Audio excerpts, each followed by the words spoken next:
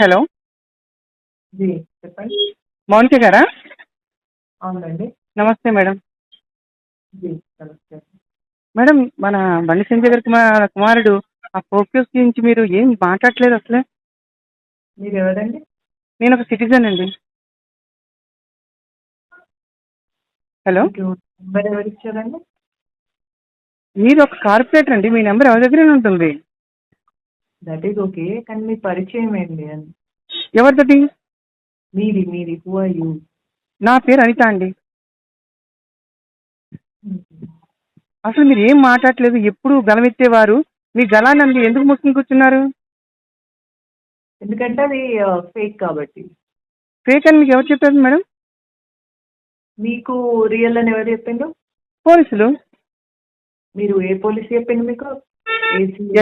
అది ఎక్కడ కేసు అక్కడ న్యూస్ విన్నాక చూశాక అది క్లియర్గా తెలుస్తున్నప్పుడు మీరు గలం ఎత్తకుండా అదే వేరే వాళ్ళు ఎవరు చేసినా మీరు రోడ్డుకి ఎంత అరావి చేస్తారండి? అటువంటిది మీ పార్టీ వ్యక్తనా ఏంటి? నాకు అర్థం కాలేదు. మీలాంటి వాళ్ళు అలా మౌనంగా ఉండొచ్చండి? మీ మీరు ఏం చేస్తారండి? నేనేం చేస్తానో పక్కన పెట్టండి. నేను అడిగింది ఒక అన్యాయం జరిగింది, అమ్మాయికి న్యాయం చేయగలరని అడుగుతున్నాను. మీరు ఎవరండి? నా పేరు అనిత అండి.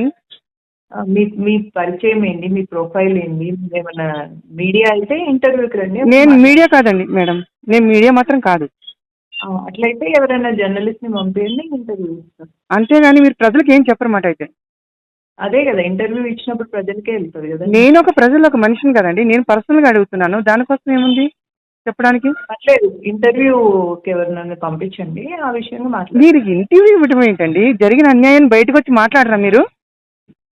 పార్టీ లైన్ ఫాలో కావాలి కదండి. ఇంటర్వ్యూ ఇస్తే అంటే పార్టీలో ఎవరు తప్పు చేసేసినా మనం సమర్థించుకోవాలి, బయట వాళ్ళు ఎవరైనా చేస్తే మనం రోడ్డు ఎక్కాలి, అంతేనా మీ లైనప్? మీరు మీకు అట్లా అర్థమైతే నేనేం చేయాలి దానికి? అర్థమైతే ఏంటి మేడం? మీరు ఊహించుకోవడం ఏంటి? ఇప్పటి వరకు మీరు ఒక్కసారి ఒక్క ప్రెస్ మీట్ పెట్టారా? ఒకరితో మాట్లాడి ఏమైనా చెప్పారా? చేశారా? గలం ఎత్తలేదు. మీ గలం ఎలాంటిది? అటువంటి మీరు సైలెంట్గా ఉంటే ఎలా మేడం? బల్లి ఆద్యో డోర్ క్లోజ్ చేసేసేయండి, ఏసీ బయటికి పోతుంది.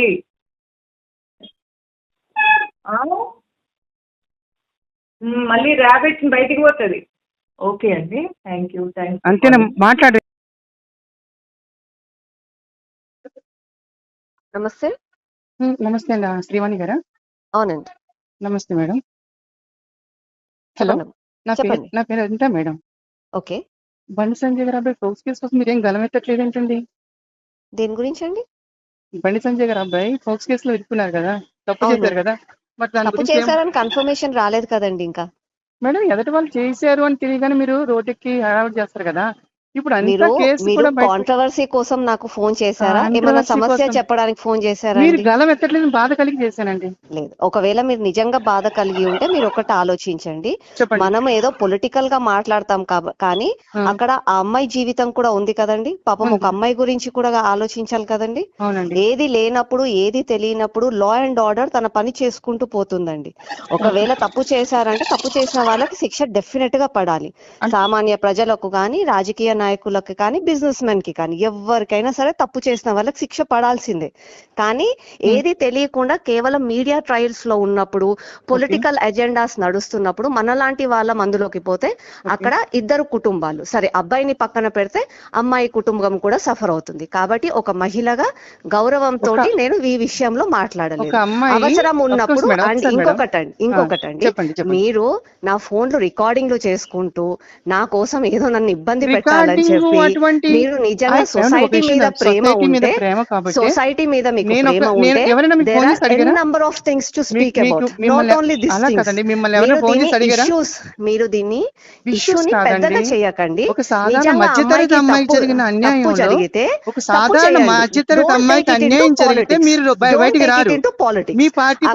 ఎవరు అన్నది కాదు, అక్కడ ఎవరు అన్నది కాదు. ఒక మహిళ గురించి ఇంతకు ముందు జరిగిన వాటికి మీరు రోడ్ ఎక్కలేదా? If you want to make a controversy out of it, మీరు తప్పు జరిగినప్పుడు తప్పుని ఖండించడానికి బయటికి రావడానికి మీకు నష్టం ఏంటి? ఎందుకండి మీరు ఖండించండి, మీరు కూడా మనుషులేగా, మీరు కూడా లేవండి. ఇక్కడ చేసేదంతా రాజకీయ నాయకులే చేస్తున్నారు. సాధారణ మనుషులు చేస్తే ఎలా మాట్లాడుతున్నారండి మీరు? ఎవరు? మీరు పూర్వం రాజకీయ మీరు నాయకులు మీరు చేస్తారు. పూర్వం ఎన్నో చేస్తారు కదండి ఇలాంటి ధర్నాలు జరిగిన వాటికి, ఇలాంటి జరిగిన వాటికి చేశాను. బయటకు వచ్చి మరి ఇప్పుడు వాళ్ళు చేయడానికి ఏమిటి మీకు? ఎప్పుడు క్లెయిమ్ పైన నేను అలా కాదు చేయలేదండి. మేడం, యు ఇప్పుడు గో మీరు త్రూ మై చేయడానికి history before you speak to me, go through my history అండి. ఓకే, నాకు నేను ఏ రోజు కూడా ఎవరో తప్పు హిస్టరీ ఏదో కోసం నేను వచ్చి మాట్లాడలేదు. చెప్పగానే, మీరు మీ పార్టీ వాళ్ళని మీరు వెనకడిగేస్తున్నారా లేకపోతే న్యాయం కోసం నిజంగా పోరాడతారా? ఫస్ట్ ఆఫ్ ఆల్ అండి, అబ్బాయికి అన్యాయం జరిగినా అమ్మాయికి అన్యాయం జరిగినా సార్, మనిషిలాగా ఒక్క నిమిషం ఆలోచించాలి. మేడం. పార్టీ ఇక్కడ కాదు. మీరు ఇక్కడ మధ్యతరగతి పార్టీ అమ్మాయి, గురించి పెట్టారంటే ఇక్కడ మధ్యతరగతి అమ్మాయి ఒక ఏదో అందులో కోటీశ్వరుడు తప్పు కొడుకు. మాట్లాడుతున్నారని అర్థమవుతుంది. లేదండి, ఇక్కడ పార్టీ మధ్యతరగతి ఎత్తకండి, అమ్మాయి పార్టీ సరే, గురించి పార్టీ పక్కన పెట్టండి. మాట్లాడకండి. ఒక ఒక అమ్మాయికి బాధపడిందా అని చెప్పండి. సరే, మీరు ఒక ఉన్నారు ఉన్నత కదా, మీరు స్థాయి, కూడా ఒక మహిళనే ఒక కదా, మీరు పోరాడండి. నేను మీ మీరు ద్వారా పోరాడండి. పోరాడదామనండి, మీ వెనక నేను నుంచుందామని వచ్చి. పర్లేదండి, డెఫినెట్లీ మీరు మీరు పోరాడండి, ఒక మీ వెనక మేము ఉంటాం. ఉన్నతమైన తప్పు స్థానంలో ఉన్న ఒక లేదండి, కొడుకుకి, తప్పు లేదండి. ఉన్నత తప్పు స్థానంలో ఉన్న ఎవరు కొడుకు, ఒక చేసినా సరే మధ్యతరగతి శిక్ష అమ్మాయికి, ఒక పడాల్సిందే. మధ్యతరగతి అమ్మాయికి. హలో, రాకేష్ రెడ్డి గారా? అవునండి, నమస్తే అండి. నమస్తే అండి. ఏమండి, మన బండి సంజయ్ గారి అబ్బాయి ఫోర్స్ కేసు కోసం మీది ఏంటండి మీ వివరణ? పరిచయం ఏంటండి? బండి సంజయ్ గారి అబ్బాయి ఫోర్స్ కేసులో మీ వివరణ ఏంటండి? వివరణ నిన్న డిబేట్ లో చెప్పాం కదండి. డిబేట్ కాంగ్రెస్ అంటే ఇప్పుడు జనరల్ గా ఏంటంటే అది చార్జ్ షీట్ ఇన్వెస్టిగేషన్ లో ఏర్పడుతుంది. అవును, ఇన్వెస్టిగేషన్ చేయకుండా ఎట్లా చెప్పగలుగుతామండి? అంటే ఇన్వెస్టిగేట్ చేసిన పార్టీ తప్పే కాబట్టి పార్టీలో మరి ఎటువంటి క్రమశిక్షణ చర్య ఉండదండి ఆయనకి? అది అంత పెద్ద నాయకుని కాదు పార్టీ నాయకుడు కాదండి, మీరు ఒక ఎమ్మెల్యే సార్, మీరు మాట్లాడచ్చు. ఎమ్మెల్యేగా చెప్పాము. నేను రఘునందరావు గారికి ఫోన్ చేస్తే ఆయన కట్ చేసాడండి. ఎప్పుడు భయపడ్డు, అటువంటి వ్యక్తి భయపడి ఏ విషయం చెప్పకుండా కట్ చేసాడండి. అంటే మీరెవరు? మీరు? నేను ఒక సిటిజన్ అండి. నాకు నా తోటి మహిళకి, ఒక అమ్మాయికి ఇలా అన్యాయం జరిగితే దాన్ని మాట్లాడే వ్యక్తులు మీరు కేంద్రంలో బలంగా ఉన్నారు కాదండి మరి? అవునండి, ఎవరి కూతురైనా ఒకటి, మీ కూతురైనా నా కూతురైనా బాధాకరం ఆ విషయం. అవును, దానివల్ల అది దాంట్లో ఎటువంటి ఇంకో రెండో సమాధానం లేదండి. సమాధానం లేదండి. ఎప్పుడు న్యాయం జరుగుతుంది? కొద్దిగా ఇప్పుడు ఏదైతే కొన్ని, ఎందుకంటే ఇప్పుడు రకరకాలు ఉంటాయండి. ఇప్పుడు అది రైటా రాంగ్ అని పోతలేము. అట్లాంటి సంఘటన జరిగితే అది తప్పే, దానికి సరైన న్యాయం జరగాలి. ఇప్పుడు ఒకటి ఏం చేస్తారమ్మా, కోర్టు అయినా ఏదైనా తప్పు జరిగినప్పుడు న్యాయం జరిపిస్తారు, అంతేనా? అన్యాయం జరిగినప్పుడు న్యాయంగా పరిగణ చేస్తారు. అంటే మిగతా వాళ్ళు చేసినప్పుడు మీరు ఎలా ఆందోళన చేసేవారు, ఇప్పుడు ఎందుకు సైలెంట్ గా ఉన్నారని నా బాధ. అంటే సేమ్ పార్టీ ఇప్పుడు కొన్ని ఒక్కరు కూడా రఘునందరావు గారు ఫోన్ కాల్ చేస్తే మాట్లాడుతూ నేను దాని గురించి మాట్లాడినామని కట్ చేశారండి ఆయన. అంటే ఏంటి అంటే అన్ని పార్టీలు ఒకటి కాదా, లేకపోతే ఈ పార్టీకి వచ్చినప్పుడే కాంట్రవర్సీ ఎందుకు అవుతుందండి? ఒక వ్యక్తి, ఇప్పుడు రాజాసింగ్ గారు ఉన్నారు, నిజమైన మనిషి అండి, నిజంగా ఆయన ఏదున్నా స్ట్రైట్ ఫార్వర్డ్ గా మాట్లాడుతున్నారు. అలా మాట్లాడడం భయం ఏంటి? అంటే ఏమైనా అధికారాలు పోతే ఇలా, లేకపోతే ఏంటి ఇలా భయం ఏంటి? ప్రజలు ఎన్నుకున్న తర్వాత అధికారులు ఎన్నుకోతే పార్టీ అంటే టికెట్, ఇప్పుడు పార్టీ టికెట్ ఇవ్వలేదు అనుకోండి, వీళ్ళకి అధికారం లేదు కదా. ఒకటి నేను అదే చెప్తున్నాను, మీ తలరాతను మాత్రం మార్చలేదండి. చాలా మందిని చూసినాం ఇట్లాంటిది. అన్యాయం ఇలాగే జరుగుతుంది. అంటే బీజేపీ ఉంది కూడా కేంద్రంలో. సబ్జెక్ట్ ఎక్కడి వరకు పరిమితం కావాలా అనేది రాజకీయాలల్లో ఎవరి రాతను మీరు రాయలేరు, దేవుడు రాస్తారు. రెండోది, ఈ సంఘటన జరిగిన సంఘటన ఆ అమ్మాయి ఏదైతే ఉందో, ఏదైతే ఈ రోజు మీడియాలో చూసి మీరేం చెప్తున్నారు చెప్పండి, అది తప్ప కాదా? అది ఒకవేళ నిజమైతే తప్పే, అది నిజమే, పూర్తి సాక్ష్యాధారాలు అన్ని ఉన్నాయి సార్, అది నిజమే, అది నిజమే సార్. ఒక్కసారి మీరు ఎలా చేస్తారనేది వాళ్ళు ఆలోచించాలి. అంత మంచి పొజిషన్ లో ఉన్న కొడుకుని ఆయన కంట్రోల్ చేసుకోకుండా అలా ఉన్నాడంటే అది పార్టీకి ఆయన రాజీనామా చేయాలి. ఆయన పార్టీకి చేయాలి, ఆయన మినిస్ట్రీకి రాజీనామా చేయాలి. తన కొడుకుని తనకు కంట్రోల్ చేసుకోకపోతే ఇంకా మిగతా వాళ్ళు ఏం చేయగలరండి ఆయన? మనం ఏంటంటే ఇప్పుడు జరిగింది ఏంటంటే ఇప్పుడు కంప్లైంట్ ఇచ్చారు కదండి, ఎఫ్ఐఆర్ లాగిన్ అయింది కదా అక్కడ. అవునండి, నిజం ఉంది కాబట్టి ఆయన కొడుకుని తీసుకొచ్చి ఆయన కూర్చోబెట్టాలి. ఇప్పుడు రకరకాలు వస్తున్నాయి కదండి. నేను చూసిన ప్రకారం 2022 మీద అమ్మాయి ఫాదర్ మీద కేసు ఉందని. ఏమండి, ఇప్పుడు ప్రతి మనిషి తప్పులు చేస్తాడు. అది ఆ కుటుంబాన్ని తెలుసుకుంటే నేను ఒకటి అడిగింది, అమ్మాయికి అన్యాయం జరిగింది. నేను అనేది అదేనండి, అమ్మాయికి అన్యాయం. ఫాదర్ బ్లాక్ టికెట్లు అమ్ముకుంటాడా అని అనేది ఏంటంటే, ఫాదర్ బ్లాక్ టికెట్లు అమ్ముకుంటాడా, ఏం చేస్తాడు, కుటుంబాన్ని పోషించుకుంటున్నాడు, అది అనవసరం. కానీ ఈ అమ్మాయికి అన్యాయం జరిగిందా లేదా, అదే కదా నేను అడిగింది. దానికోసం ఎవరు రావట్లేదు, ఎందుకు రావట్లేదు ముందుకి?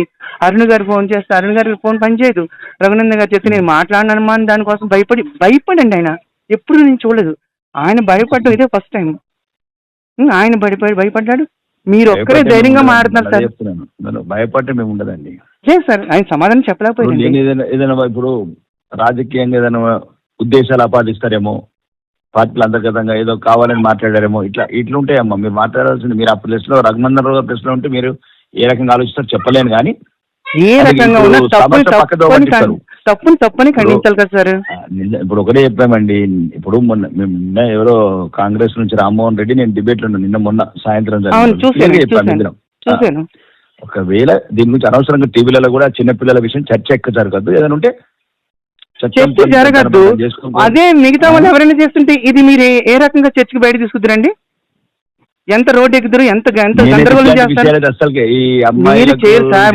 మన బీజేపీ పార్టీ అనేది ఒకటి చేస్తుంది కదా. నా పొలిటికల్ లైఫ్ లా ఈ సెన్సిటివ్ ఇష్యూ, చిన్నపిల్లల ఇష్యూ, అమ్మాయిల విషయం ఇంతవరకు మాట్లాడలేదు. మిగతా వాళ్ళు చేసినప్పుడు ఇలా సైలెంట్ గా ఉండరు కదా. నేనేమన్నానంటే ఇద్దరు చిన్నపిల్లలు ఉన్నారు, ఇద్దరు భవిష్యత్తు దెబ్బతినద్దు. అవును, దెబ్బతినద్దండి. ఇదే విషయం మిగతా వాళ్ళు ఎవరైనా చేస్తుంటే మీరు ఈ పార్టీకి బీజేపీ పార్టీ ఎంత చేస్తును అది ఇప్పుడు ఎందుకు చేయట్లేదని బాధపడుతున్నాను నేను, అంతేనండి. నిజమే, మీరు బాధపడ్డదంటే అర్థం ఉంది. ఆ రోజు మేము ఇద్దరం అయితే కాంగ్రెస్ నుంచి, నేను బీజేపీ నుంచి ఇద్దరం డిబేట్ లో పార్టిసిపేట్ చేసాం. డిబేట్ లో క్లియర్ గా కానీ నాకు హాస్యాస్పదం అంటే ఏంటంటే రఘునందన్ గారు సమాధానం చెప్పకుండా ఫోన్ కట్ చేయడం పెద్ద హాస్యాస్పదం అండి. నిజాన్ని కూడా ఆయన చెప్పకుండా తన పార్టీ కోసం గురించి కాదండి. అదేనండి, ఏదైనా గురించి కాదు, ఆ పిల్లకి అన్యాయం జరిగింది కానీ మీరు న్యాయం చేసి పెడతానని ఒక మాట ఇవ్వండి చాలు మాకు. అదే చెప్పాను కదా, క్లియర్ అన్యాయం జరిగితే న్యాయం జరగాల్సిందే. న్యాయం జరిగించాలి. మీరు జరిగటం వేరు, జరిగించడం వేరు సార్. జరిగించాలంటే మేము ఉంటాం. అప్పుడు ఒకవేళ ఇన్వెస్టిగేషన్ లా అన్ని నిజాలు అవన్నీ ఏమైనా జరిగినాయని తెలిసింది అనుకోండి, మాకున్న పార్టీ వేదికల మీద మాట్లాడతాం, తప్పేముంది. అదే కావాలండి, ఆ మాట మీద నిలబడండి సార్. Thank you sir.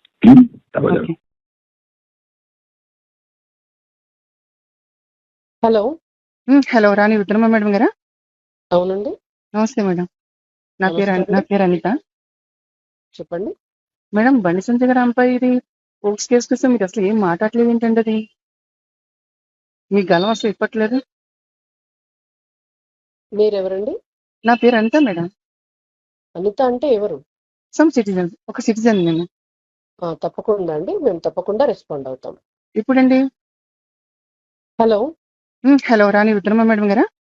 అవునండి, నమస్తే మేడం. నా పేరు అనిత. చెప్పండి మేడం. బండి సంజయ్ గారు అమ్మాయి ఇది పోక్స్ కేసు కోసం మీరు అసలు ఏం మాట్లాడలేదు ఏంటండి? అది మీ గలం అసలు ఇప్పట్లేదు. మీరెవరండి? నా పేరు అనిత మేడం. అనిత అంటే ఎవరు? సమ్ సిటిజన్, ఒక సిటిజన్ నేను. తప్పకుండా అండి, మేము తప్పకుండా రెస్పాండ్ అవుతాం. ఇప్పుడండి. హలో హలో, రాణి రుద్రమ్మ మేడం గారా? అవునండి, నమస్తే మేడం. నా పేరు అనిత. చెప్పండి మేడం. బండి సంజయ్ గారు అమ్మాయి ఇది పోక్స్ కేసు కోసం మీరు అసలు ఏం మాట్లాడలేదు ఏంటండి? అది మీ గలం అసలు ఇప్పట్లేదు. మీరెవరండి? నా పేరు అనిత మేడం. అనిత అంటే ఎవరు? సమ్ సిటిజన్, ఒక సిటిజన్ నేను. తప్పకుండా అండి, మేము తప్పకుండా రెస్పాండ్ అవుతాం. ఇప్పుడండి.